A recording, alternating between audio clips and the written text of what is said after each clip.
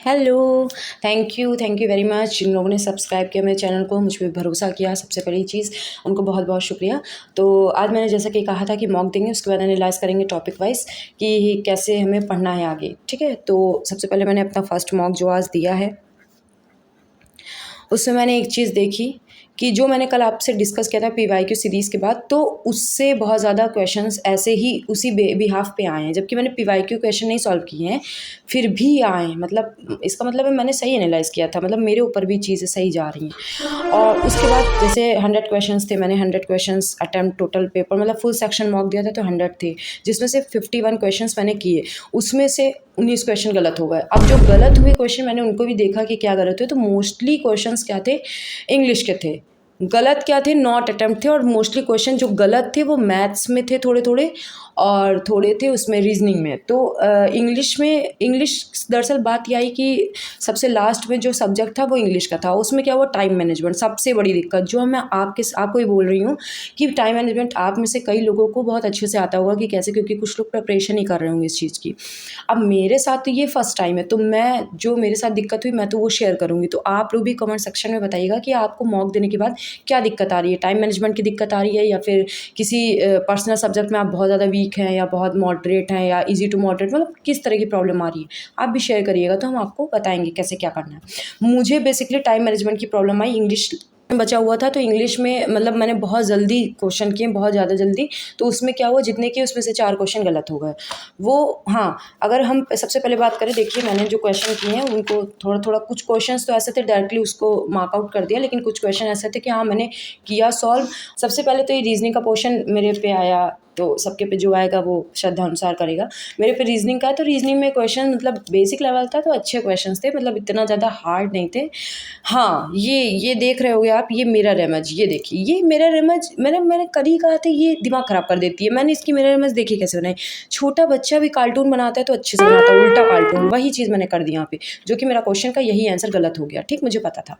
उसके बाद ज़्यादा बेसिक क्वेश्चन आ रहे हैं। वेन डायग्राम आपको पकड़ के रखना है, वेन डायग्राम अच्छे से प्रैक्टिस करना है। सीरीज़ के क्वेश्चन बहुत आ रहे हैं, चाहे अल्फ़ाबेटिकल हो चाहे लेटर सीरीज़ हो, बहुत ज़्यादा क्वेश्चन आते हैं उसके, ठीक है। उसके बाद कैलेंडर के क्वेश्चन, मतलब कैलेंडर क्वेश्चन मैं बेसिकली अगर सही बताऊँ तो मैं कैलेंडर में थोड़ा वीक हूँ। कैलेंडर का क्वेश्चन मैंने मतलब ग्रेजुएशन लेवल पे भी अगर मैंने मान लीजिए किसी चीज़ का, मतलब साथ में जो कलीग्स थे उन्होंने तैयारी करी, तो उनके साथ बैठ के चलो लगाते हैं, ये वो करा है कभी कदार, तो कैलेंडर में हमेशा हम फंस गए हैं। कैलेंडर के क्वेश्चन ज़रूर देख लीजिएगा।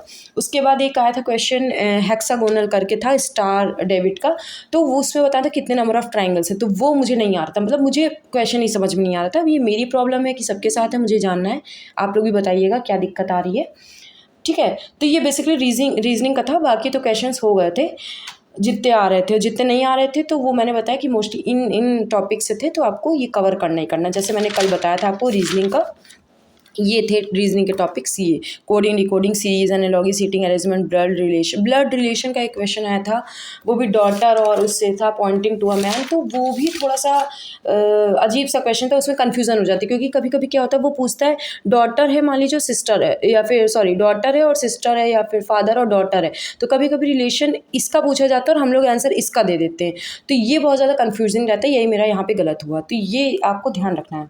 फिर उसके बाद आया है रीजनिंग के बाद हमारा जीके का था।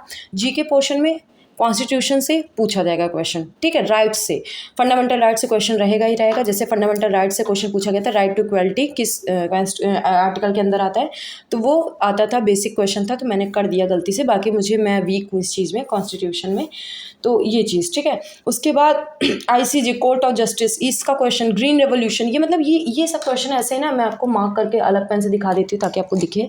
ये जैसे ये ग्रीन रेवोल्यूशन का क्वेश्चन है, ठीक है। उसका फर्स्ट वुमेन, हाँ, ओलंपिक से आएगा, मतलब मेडल अवार्ड से क्वेश्चन आते हैं। ओजोन लेयर, ज्योग्राफी का क्वेश्चन, ओजोन लेयर मैंने आपको कल ही बताया था, ठीक। Book and author, discovery of India, किसने ये बुक लिखी है, मतलब ये आता है। ग्रीन हाउस इफेक्ट का एक और क्वेश्चन था।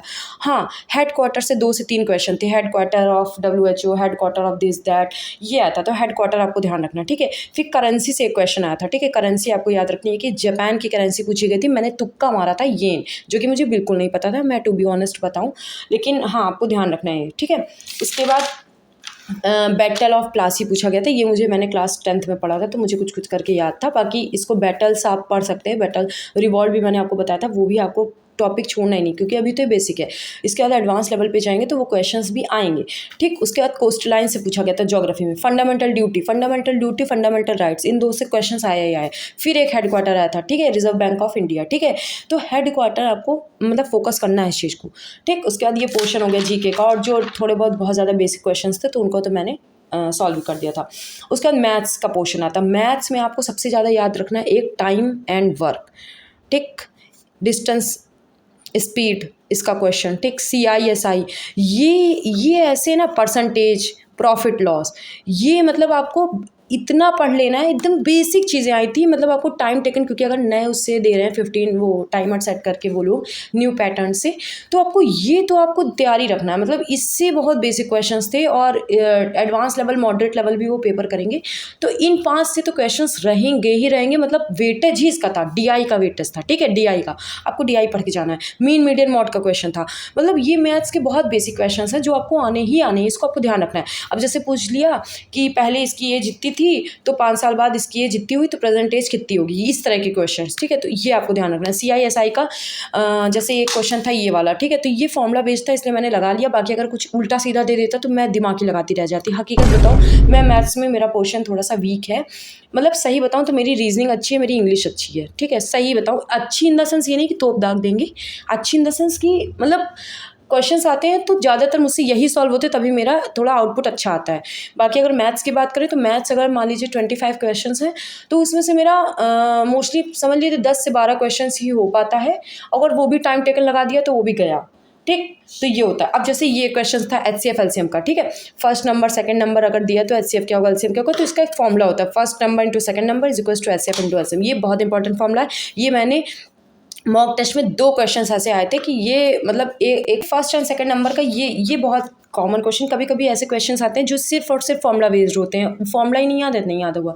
एवरेज का मैंने कहा था बहुत कम क्वेश्चंस आते हैं, लेकिन जो आते हैं एकदम पॉइंट टू पॉइंट आते हैं। मतलब एवरेज दिया इतने नंबर का इतना, अगर एक्सक्लूड करेंगे वो नंबर तो वो नंबर कितना होगा, मतलब टोटल नंबर निकाल लो, फिर दूसरा न्यू नंबर उसको माइनस कर दो नॉर्मली। CISI का क्वेश्चन था, ठीक है। उसका सिंप्लीफिकेशन के क्वेश्चन थे 2 से 3, ठीक। उसके बाद हमारा इंग्लिश का पोर्शन आता है। इंग्लिश में आपको याद रखना है एक एक्टिव पैसिव,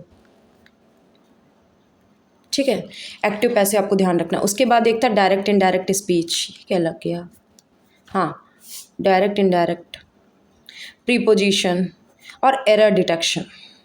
मतलब ये 4 टॉपिक ऐसे ना, और फिर रीडिंग कॉम्प्रहेंशन की आपको प्रैक्टिस करनी पड़ेगी। देखिए, क्योंकि आप प्रैक्टिस करेंगे, उसको जितना ज़्यादा प्रैक्टिस करेंगे उतना ज़्यादा मतलब बहुत अच्छे से आ जाएगी। आपको स्पीड मेंटेन करनी है उसमें, वो और कुछ नहीं है, वो नॉर्मली आप कर ही लोगे। लेकिन ये 4 ऐसे हैं ना कि इसको आपको थोड़ा टाइम देना पड़ेगा। टाइम इन द सेंस में ग्रामेटिकल पोर्शन आपको देखना पड़ेगा, थोड़ा सा स्ट्रॉन्ग करना पड़ेगा। मैं तो रानी मैम से, मतलब मैं अपना बताऊँ तो मैं तो उनसे पढ़ लेती हूँ। मतलब कल भी एक वीडियो मैंने देखा था और आज भी देखा, तो मुझे थोड़ा थोड़ा मतलब सही लगा उनसे, मतलब सही समझ में आ जाता है। बाकी आप लोग अपना सोर्स देख लीजिएगा, जहाँ से भी पढ़िएगा। ये 4 टॉपिक आप मोस्टली तैयार कर लीजिएगा। अगर हम स्मार्टली बात करें स्टडी की, तो ये तो आपको तैयारी करना है। तो फर्स्ट मॉक था, जैसे कहते हैं ना कि ये था, ठीक है, जो भी था।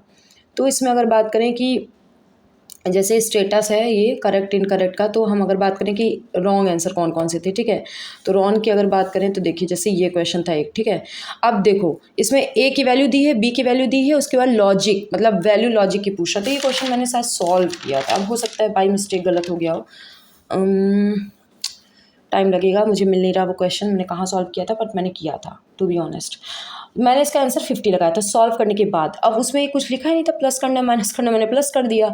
अब उसने पता नहीं किस हिसाब से दे दिया। हाँ, ये क्वेश्चन रहा, ये रहा, मैंने सॉल्व किया जो ये लॉजिक, ठीक है। ये करने के बाद, ऐड करने के बाद आ रहा था 50, ठीक है। सॉरी, ऐड करने के बाद 46 आ रहा है, मैंने 50 को लगाया है। इसे कहते हैं पागलपन। इस बात का भी आपको ध्यान रखना है कि आपको आंसर रहा है सही, लेकिन आपने नर्वसनेस में या जल्दबाजी में आपने गलत लगा दिया। चलिए, कोई बात नहीं, बताइए, अभी आपके सामने मैंने देखा वो सही है। तो ये फर्स्ट मॉक का एनालिसिस था कि कौन कौन से टॉपिक से ज़्यादा पूछा गया है, किस टॉपिक से आया ही नहीं क्वेश्चन। तो वो तो डिपेंड करता है, वेरी करता है पेपर टू पेपर कि किस ईयर वाइज क्या ज़्यादा जा रहा है, क्या कम। तो वो तो अभी 2-3 बार मॉक लगाएंगे, या फिर हम तो कह रहे हैं डेली दीजिए। मैं तो डेली दूंगी अभी मॉक, तो देखते हैं कैसा क्या रहता है। बाकी आई होप आपको थोड़ा सा समझ में आएगा कि मैं भी इतनी अच्छी नहीं हूँ, मेरा मतलब आउट ऑफ 200 102 मार्क्स रहा, वो भी बेसिक लेवल का। तो धीरे धीरे देखते हैं कैसा इंप्रूव होता है। मेरा टारगेट ये है कि अभी तो ये बेसिक था, इसको मैं कुछ नहीं मानती हूँ, लेकिन मेरा टारगेट ये 140 प्लस अप्रॉक्स रहे। अभी अगर हम 40 दिन की पढ़ाई में अगर इतना कर पा रहे हैं तो ये बहुत अच्छी बात है, और स्मार्टली कर रहे हैं। मतलब ये नहीं कि गधे की तरह सारा टॉपिक रटे जा रहे हैं, वो आपको नहीं करना है, बिल्कुल नहीं करना है। आपको स्मार्टली पढ़ना है और उसको कट ऑफ को क्लियर करना है, ठीक है। तो thank you very much guys, ठीक है। आप मेरे प्लेटफॉर्म, आप मेरे चैनल के प्लेटफॉर्म पे आए और आपने मेरे पर ट्रस्ट किया। आप भी मॉक दीजिएगा, कमेंट सेक्शन में बताइएगा कैसा आपका। आपसे कल मिलते हैं एज अ डे 1, और डे 1 के हिसाब से ये जो हमारा रूटीन था मैंने लिखा हुआ है। मैथ्स का परसेंटेज है हमारा बेसिक प्लस PYQ सॉल्व करना है। एरर डिटेक्शन जो मैंने आज निकाला है अभी आपको, एरर डिटेक्शन के 2 से 3 क्वेश्चन थे, एनालॉगी और कॉन्स्टिट्यूशन इंट्रोडक्शन। ये पढ़ना ही पढ़ना है, जिसमें से आज मेरे 10 क्वेश्चन अप्रॉक्स टोटल मिला के फंसे हैं। 10 नहीं, 6 से 7 क्वेश्चन अप्रॉक्सीमेटली। तो ये पढ़ना ही पढ़ना है, तो ये मैं कल पढ़ूंगी, और डे 1 मैं आपके साथ मिलती हूँ। आप बताइएगा कैसे क्या होता है। आई होप कि मैं भी कल एक मॉक फिर दे पाऊँ, अगर कंसिस्टेंसी मेंटेन हो गई मेरी तो, क्योंकि अभी ये भी कंप्लीट करना जो डे 1 का टास्क है, टू डू लिस्ट हमारी। हाँ, और उसके बाद अगर मॉक 1 दूंगी मैं, सॉरी मॉक दूंगी दूसरा, तो एज अ PYQ सीरीज़ का दूंगी, मतलब PYQs जो होंगे वही मॉक दूंगी। फिर देखते हैं कैसा क्या रहता है। तो आप लोग भी शेयर करिएगा अपना जो भी है, ठीक है। Okay, bye bye.